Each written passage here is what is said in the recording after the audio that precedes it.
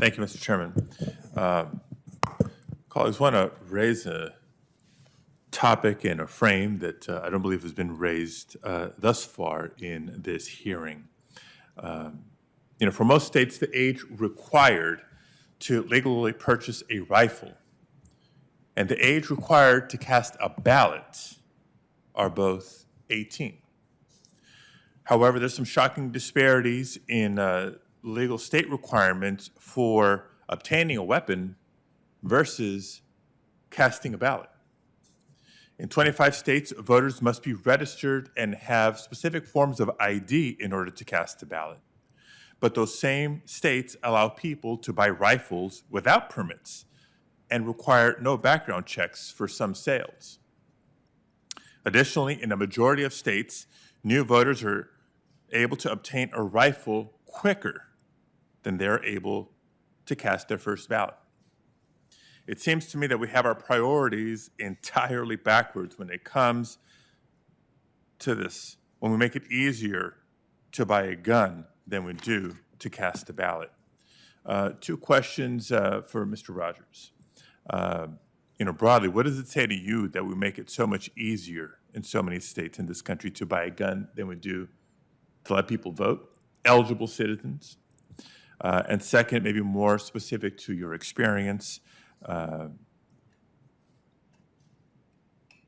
given your efforts to address the trauma and racial disparities at the community level, could you discuss your approach to gun violence as a systemic trauma, physical, mental, and otherwise? Thank you, Mr. Padilla, for that question. Undoubtedly, the challenge of gun violence is related to the fact that we have guns. Without guns, there would not be gun violence. I want to start out by saying, Black Lives Matter.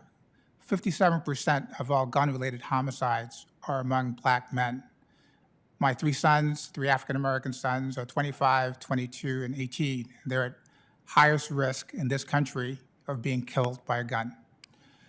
The fact that when my 18-year-old voted for the first time this year, he had to go through a number of steps in order to do that and exercise his right as a citizen to vote is just representative of the fact that we have certain steps in order to be legally eligible to vote. It seems backwards that those steps would be so much less for doing something that could be harmful to another citizen or to themselves, the purchase of a firearm. Broadly speaking, it's not an either or with respect to gun control versus addressing violence as a public health problem. I think we need to do both. With respect to the fact that chronic disinvestment in minority communities, especially communities of color, Hispanic and African American communities, place young Black men at a high risk of being injured. The adverse experiences of trauma over the course of their life cycle and intergenerational poverty disproportionately affects and places Black men at a higher risk of dying from gun violence than graduating from college in this country. Yeah. And in many ways, we need to find ways of addressing the upstream factors that lead to those risk factors for Black men and change this approach to our national crisis. Thank you. I think it's a subject area that deserves a deeper dive, but I want to take my final minute here to raise one more, I think, critical and urgent issue. On March 17th, the Office of the Director of National Intelligence, the Department of Justice, and the Department of Homeland Security released an unclassified summary of assessment on domestic violent extremism. That assessment found that domestic violent extremists motivated by biases against minority communities would pose an elevated threat to our nation throughout the rest of the year. We're talking right now. However, violent attacks against minorities, specifically Asian Americans and Pacific Islanders, have been on the rise since early last year.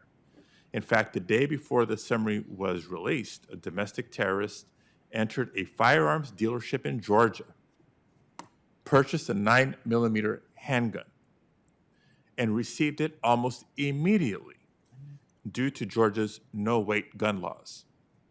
This terrorist would go on to murder 8 innocent people later that day, including 6 Asian women. Now, a 2017 study published by the Proceedings of the National Academy of Sciences found that the waiting period laws reduce gun homicides by roughly 17%. Stats, folks, hard data. However, only 17 states, including the District of Columbia, currently require waiting periods, and there's no federal law requiring waiting periods. If waiting periods were expanded to all states, the country could see roughly 1,700 less homicides per year while imposing no new restrictions on who can own a gun. Ms. Thomas, could you speak briefly to the constitutionality of longer waiting periods and the possible benefits that they represent?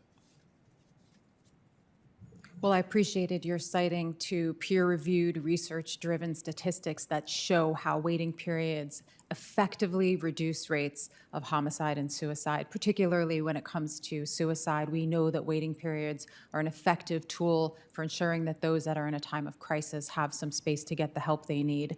As far as the constitutionality goes, there's absolutely nothing in the Second Amendment itself and Second Amendment jurisprudence or in any court's decision that would inhibit us from passing things like waiting periods. It's simply a good public policy decision. There's no constitutional impediment, and there's no reason we shouldn't be taking that kind of step to ensure that we save lives and protect people in our country. Thank you. Thank you, Mr. Chair. Thanks, Senator.